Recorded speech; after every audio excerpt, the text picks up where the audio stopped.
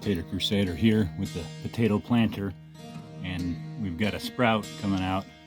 This little baby here, you can barely see it, but we're going to get some dirt on this and do some hilling, and that will increase the production because it raises that soil level so that the potatoes can grow, got more space to grow on the bottom there.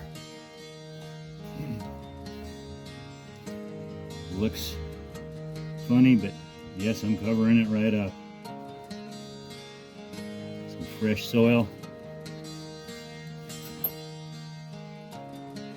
mix, should I say, and get that baby covered up. Leave a little in the middle. We know we're going to have more coming in, so we just put a little more in. We get this extra space for the potatoes to grow, and we get more production in. Should not want to overwater these babies. But yeah, we got that covered up now. And it starts popping up there, and put more soil on. Got to hit the buckets now.